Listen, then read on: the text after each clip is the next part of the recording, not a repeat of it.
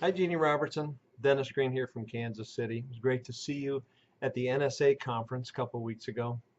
My friend Cam Awesome warned me. He said, if this is going to be your first visit to the conference of professional speakers, be prepared to listen. So I'm working on my Christmas letter like I do every year at this time, and I'll give you an update. My daughter, the entrepreneur, started a summer camp this year. Instead of going to camp, she started a camp for first graders. 2 weeks in our backyard, totally destroyed the house and the yard. But she made a couple $1,000s. So at the end of it, I asked her what she learned out of it. She said, well, I did accounting and marketing and a website and a brochure and recruiting and hired people and did a calendar and a contingency plan. I said, that's so impressive. What do you feel like the life lesson is you got out of it? She thought for a moment and said, well, the life lesson, I suppose, is never have children. She's in high school. She's coming up on dating age. So she's getting ready to go to homecoming. So she talked to a friend of mine's son. We're just friends. There's no romance between the two of them, so it's safe. So they talked about going together. I overheard the conversation. At the conclusion, he said, well, give me a call later. We can work out all the details. So she just kind of shook her head and said, no, it would be proper if you called me later. He said, what? Then she quoted my favorite country western song. She said, if your phone don't ring tonight, that will be me not calling you. She got me a role in the Easter play. She was in it. She came home one night and said, hey, Dad, they're looking for somebody who could play the part of Pontius Pilate.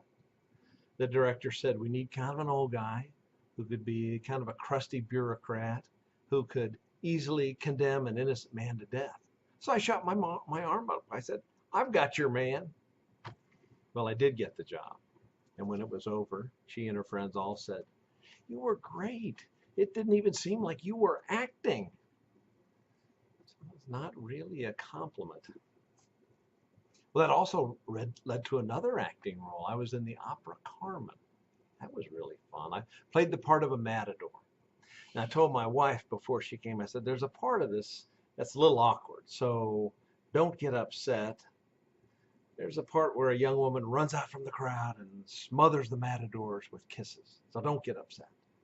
And after it was over, I was a little concerned, so I said, are you cool with that? Yeah, sorry about that. She said, honey, don't worry about it. It's just proof that that young lady is a really good actor. Now, my son's doing well. This spring, he had to take the Iowa test of basic skills. He asked me, he said, Dad, what can I do to prepare? I said, not much really, just a good night's sleep and eat well. It's kind of like an IQ test, just show up. He said, well, how do you know? I said, well, I took it when I was a kid. Long silence. He said, well, what did they call it back then? The Louisiana Purchase Test of Basic Skills? Did they cover hunting or just gathering? Now, he's a typical boy, and therefore we expect him to get in a little bit of trouble, some shenanigans. He saved up some money so he and his buddy could buy the largest container available of Vaseline. They went to school early with rubber gloves and put Vaseline on all the doorknobs through the entire school for April Fool's Day. Well, of course, he got busted. Principal called me later and asked, after John got in trouble, might his reaction have been to go to a convenience store perhaps and get a subscription card to a Playboy magazine, fill it in with the school's address on it? Might he have written my name down as the subscriber? I said, well, maybe. Would he have run an ad in Craigslist that said, free baby monkeys, and put my phone number? And then state, only call after midnight.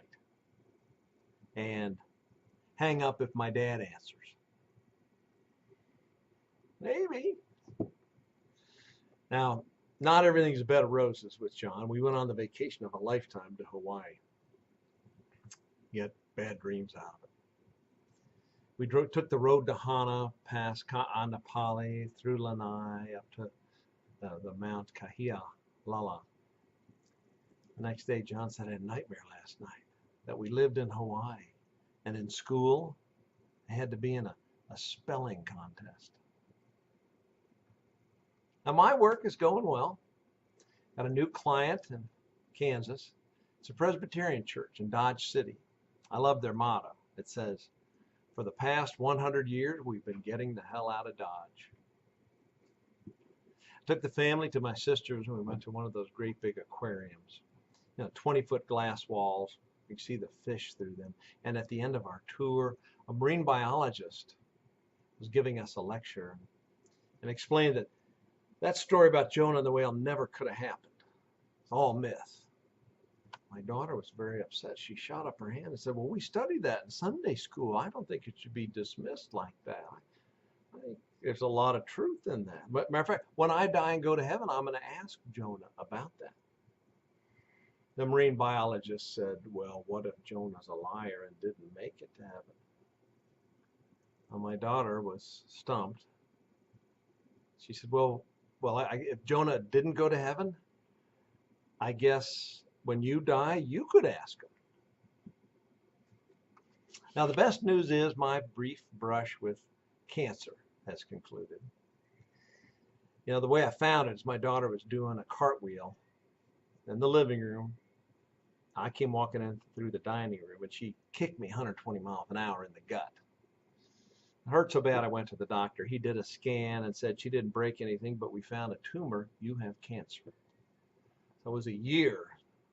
Surgery, radiation, rehab, all that stuff before he finally gave me the all clear. And he said, it's the first time I've ever seen the hand of God save a guy's life through a kick in the gut. About that year later, we were out in the backyard working on the swings, and I was drilling overhead. I got a sliver in my eye. To drop the drill, hold my eye open, lay down on the ground. I said to my daughter, you're going to have to get this out. Run up to my bathroom, second drawer, get 2 Q-tips, run like the wind.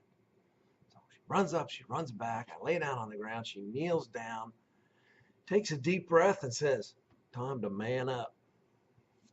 She goes in, pinches it, gets it out.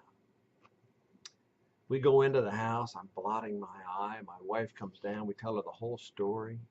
She pats my daughter on the arm and says, that's remarkable. How do you feel about that? She says, well, that's twice now I've saved his life. Well, thank you, Jeannie. Bye-bye.